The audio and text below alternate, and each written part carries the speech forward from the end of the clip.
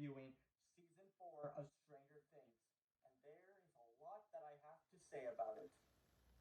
So let's get into it. Okay, so this movie series review, is going to be split up into sections in this video. So the first section we're going to talk about the pros, and the second section is going to talk about the cons. This is going to go for forward of movie reviews. So this one's going to be a little different. Usually I do movie reviews that I really am passionate about talking about, but Stranger Things is really important to me because it's just a great series in general. And I have not done reviews of the other previous seasons. I wanted to talk about season 4 because I feel like it's good, but as you can read the title, there's a lot of cons, spoilers. There's going to be a lot of cons that I have to talk about it. But I really wanted to talk about the fourth season because this is going to be the final season, and I feel like I want to give my own opinion about it. So I'm a big fan of Stranger Things. Season 1, excellent. Season 2, excellent. Season 3, all right. And then season 4 is good, but and then I'll just end it there. And obviously there are going to be spoilers in this video. But I'm pretty sure I don't even have to explain myself that there are going to be spoilers because everybody on the planet and their dementia grandma has seen Stranger Things season 4 at this point, okay? Everybody's been talking about it on the internet. Everybody's been talking about it at school. Everybody knows about it, okay? Everybody, okay? It's a pretty big deal. So I don't need to explain myself, but that there are going to be spoilers. But if you haven't seen it yet, spoilers. It's just a given. All right, let's get into the pros. All right, so the pros. There are quite a few pros, not as much as I hoped that there would be. So the pros. Let's talk about the humor. The humor is obviously going to be on point because Stranger Things has a really unique way of projecting humor. So obviously the season is going to have great humor. Not as good as much as the other previous seasons, but the humor still really works for me. Now the tension. Let's talk about the tension. There are some moments in there where you really are on the edge of your seat, looking to your screen, and you're like, "My God!" Like that's my heart was racing some moments, and they do it in a really nice way. They use slow motion for some of the really tense moments. They use slow motion, and some people might not like slow motion because it's done to death and it's just a cliche at this point. But I like slow motion when there's build up to a great reveal at the end of that slow motion scene. Um, so especially with horror or like a drama series, then we use slow motion to get the main character to the shock value or the dramatic effect for that scene, right? And they do it in a really nice way where there are slow motion effects and you're literally on the edge of your seat. You're like, come on, hurry up! What's going to happen? Like that's what I felt when I watched this. So they did a really good job with the slow motion and the tense part. Speaking of tense, let's talk about the horror. My God, this season does some good horror aspect. I'm talking about blood. I'm talking about gore. They show it. In the previous seasons, there are some blood and there are some, spooky aspects to it. But they don't really go in full gore in this. Season 3 did a little bit of gore with, people combusting into flesh goo and combining with the mind flare.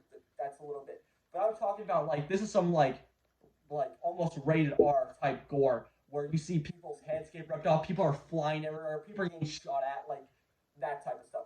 I mean, it's not like there are some moments where they're not gorifying, they're not overfying the gore, if you know what I mean. So they're not using the gore for a shock value. They're not using gore every 25 minutes.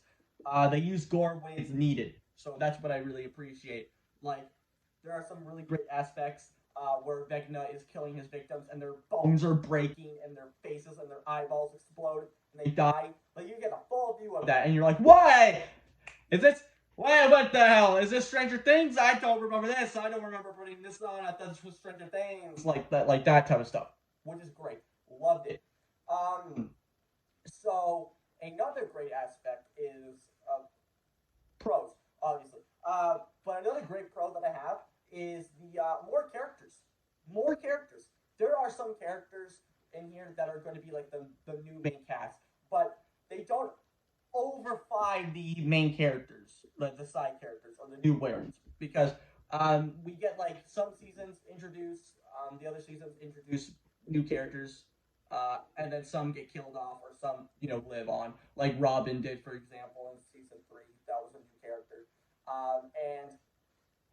and now,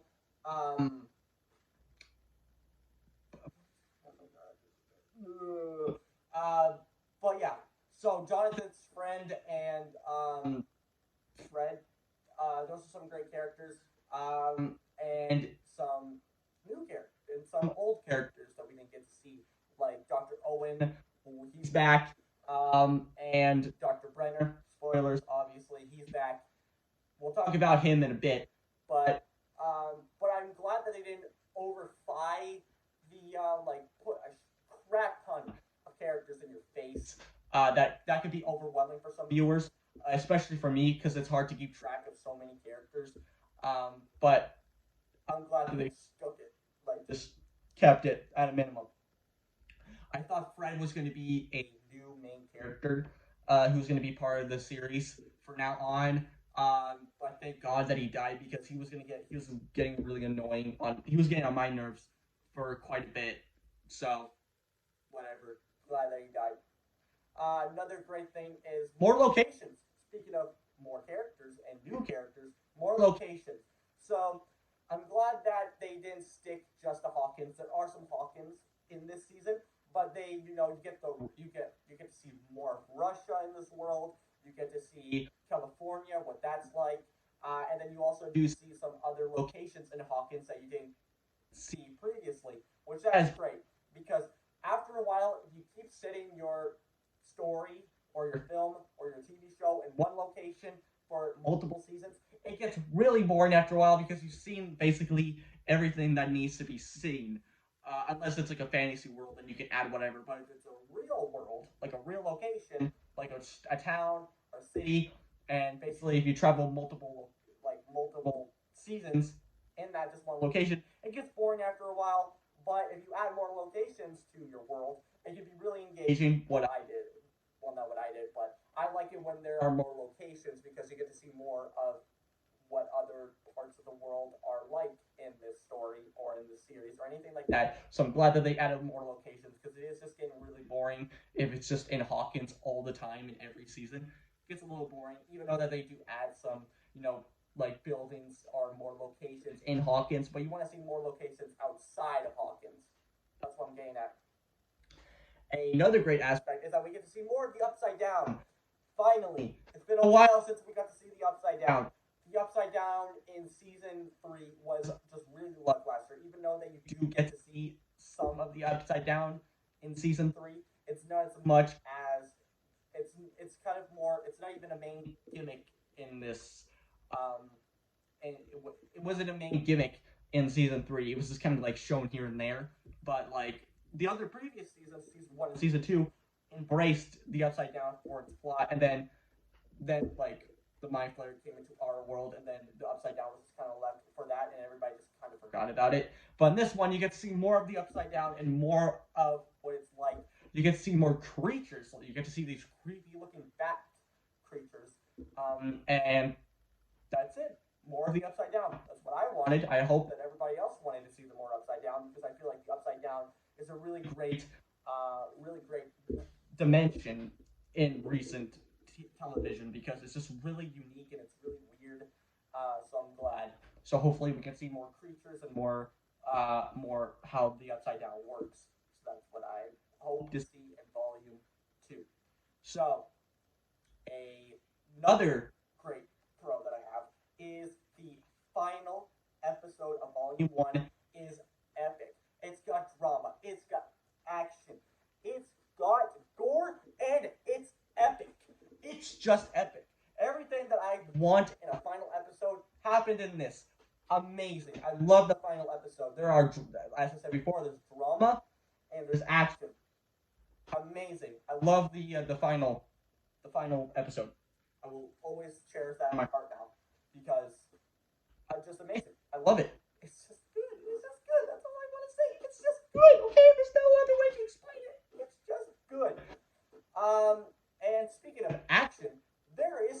action in this season, which is great. Previous seasons, there were some action scenes, but this one is like full on, like guns, bam, bam, and stuff like that. You get to see that. You can like, there's this one scene where the Mike, John, and his Jonathan, and Will, and this one agent guy, they're in their house, and then these military guys break in, and they're just shooting at everybody, and then Mr. Agent Hero Man pulls out his gun and starts shooting them. I'm pretty sure he had aimbot, but I'm not going to judge that, okay? He was a great character, and he passed away. So that always be remembered. Anyway, so that's pretty much it for the pros. There are quite a few pros. Now let's get into the part that I don't really like to talk about, because I know I need to talk about the cons in this, but I feel like the cons are just tiny little nitpicks, and then there are some that are, whatever. Let's just move on to the cons, shall we? Man, there's a lot of cons in here. But like I said before, some of them are just minor nitpicks, and some of them are actually, actual complaints that I need to talk about. Let's talk about the minor nitpicks. Side plots. Every season in Stranger Things has some side plots, but they all add something to it. I feel like there are 3 side plots in here that didn't go anywhere in this. The first one is the Angela side plot. The first one is Robin's love interest side plot. And number 3, Jonathan's college acceptance letter side plot. Let's talk about Angela's side plot. Yes, I get it. 11 is getting bullied at her new school. All right, everybody's gonna go through it and realize, okay. But that's not my problem. You can have a bully, and she overcompensates that. But she literally takes a roller skate, bash it against Angela's head, and she's bleeding, and then she gets sent to jail, and then nothing comes of it. Nothing. I feel like they could have just avoided that entire scenario. I know that's supposed to be like, oh my god, shock value. I can't believe 11 just bashed the girl's head in with a freaking roller skate. God damn. What?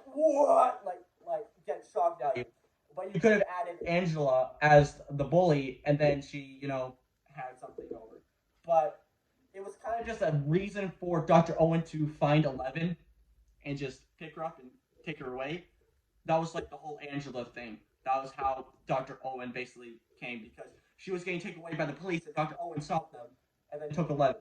So, whatever.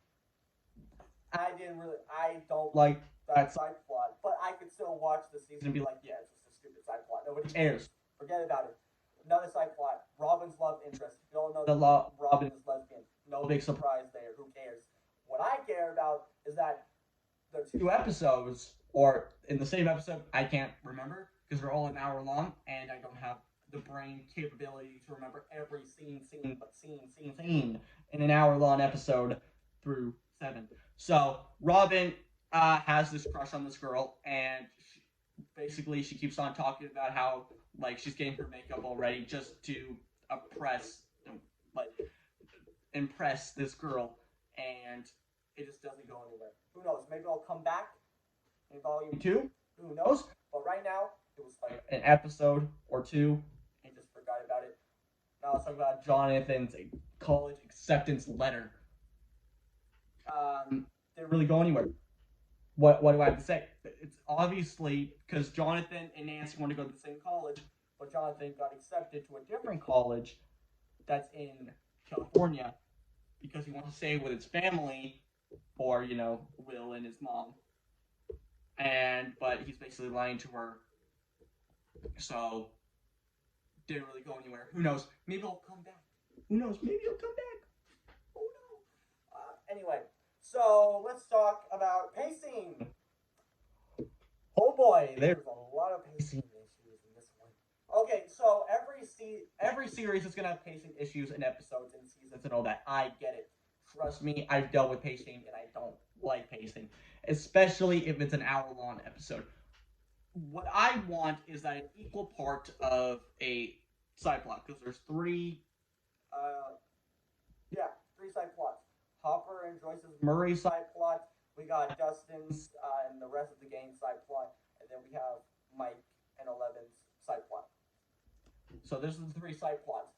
But I feel like they didn't get an equal number of time to be in those side plots. Some episodes you have like it's mostly focused on Hopper, and then Dustin's side plot, and then rarely focuses on Eleven's side plot, which most of us really want to see, right? That's the thing.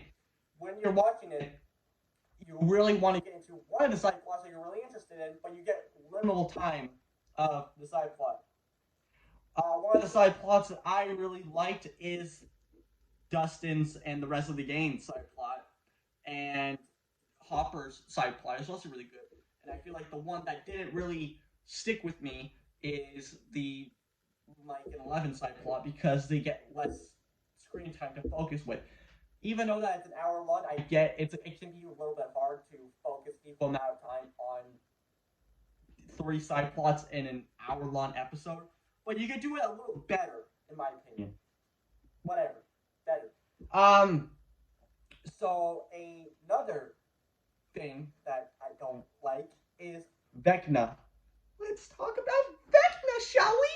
Okay, so I'm gonna get this out of the way. Robert Englund did a fantastic job playing Vecna, but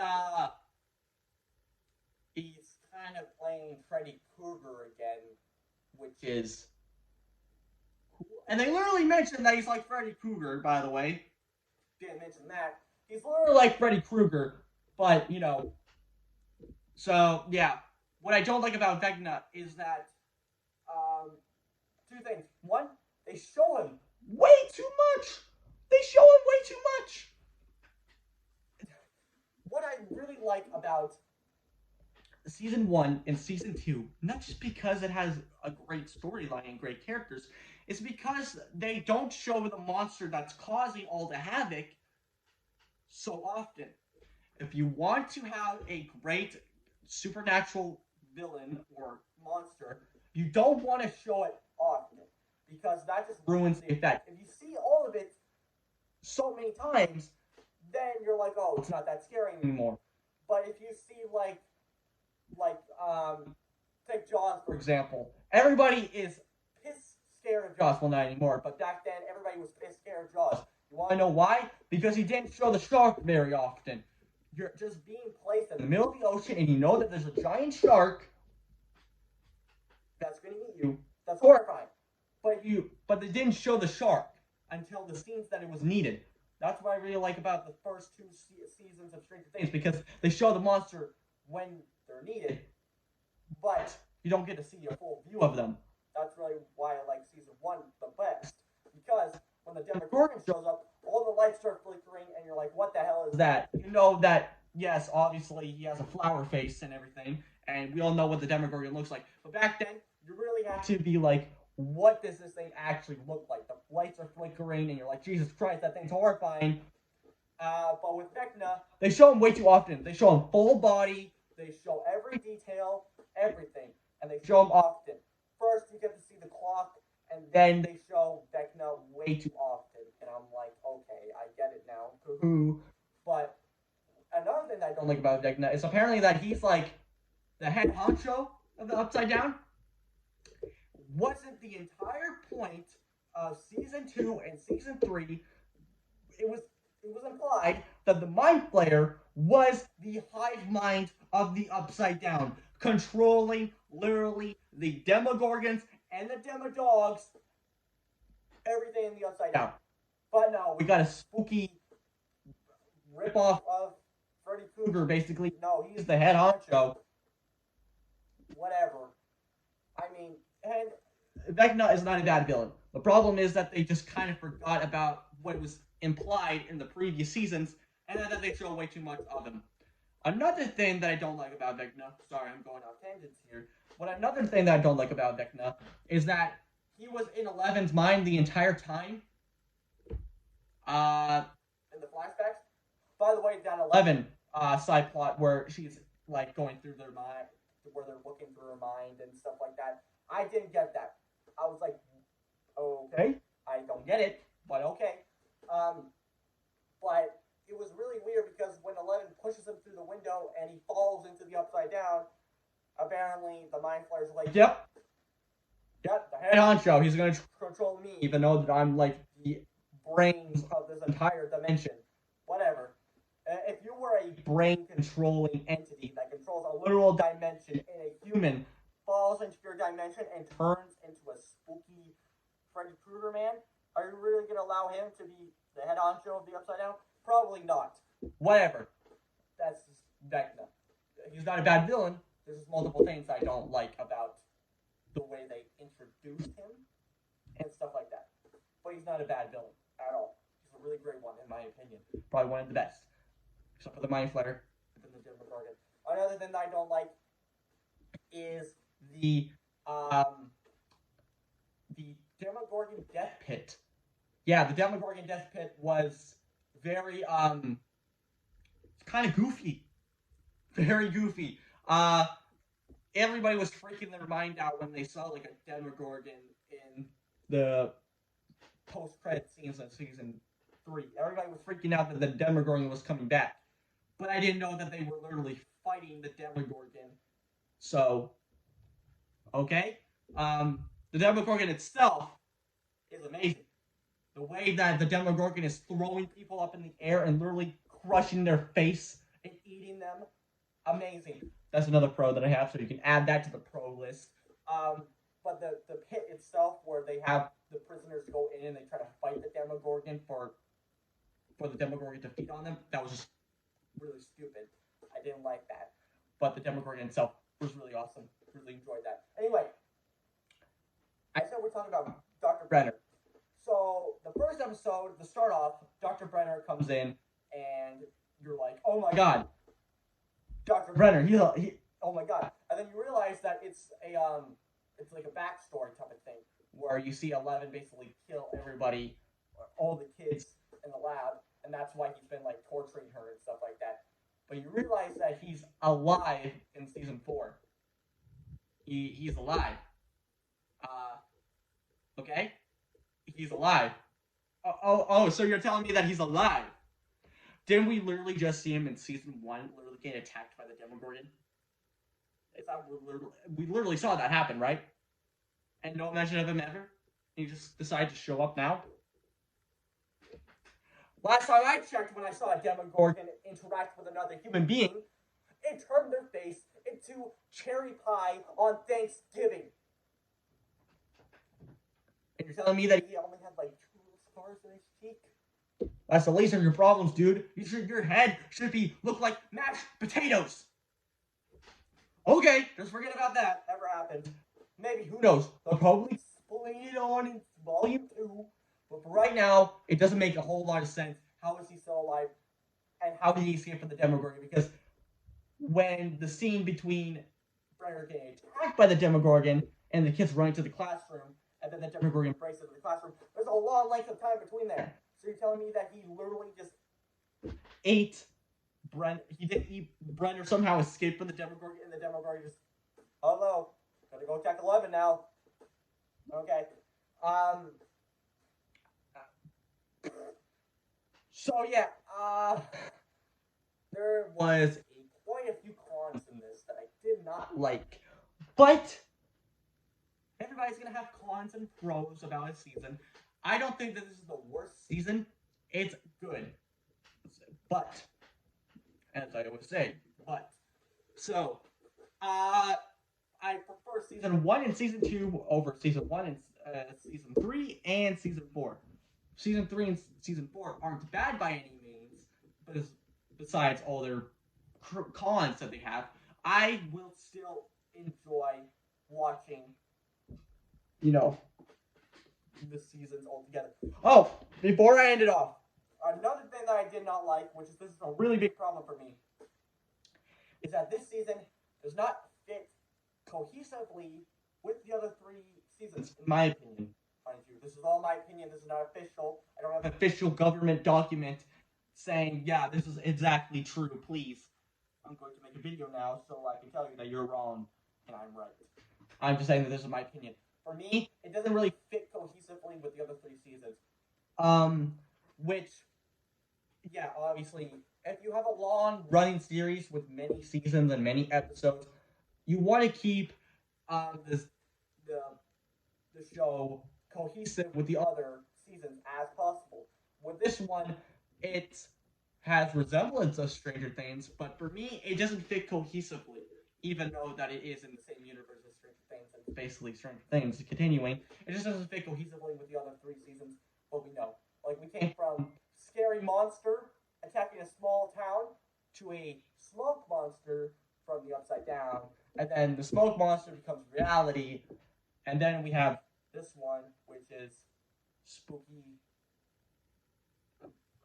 Freddy Krueger ripoff man. So yeah, for me, it just doesn't fit cohesively with the other 3, in my opinion. Anyway, that's gonna do it for me, guys. I hope you enjoyed this review. Leave a like, leave a comment. I don't care what you do, but you guys know what time it is. So, bye, guys.